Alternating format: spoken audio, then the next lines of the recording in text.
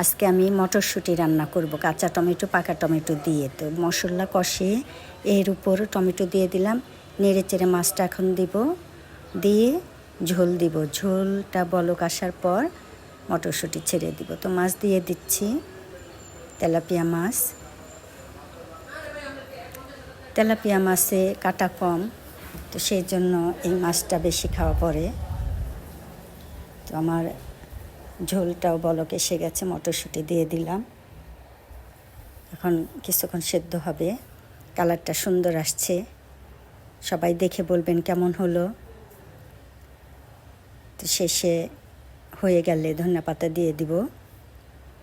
এটা আমার রান্নাটা কমপ্লিট। ধনেপাতা দিয়ে দিলাম। মটরশুঁটি আগে কষানো হয় নাই, বেশি সেদ্ধ হয়ে যায়, সেজন্য আমি পরে দিয়েছি বলক আসার পর। তো আমার রান্নাটা হয়ে গেল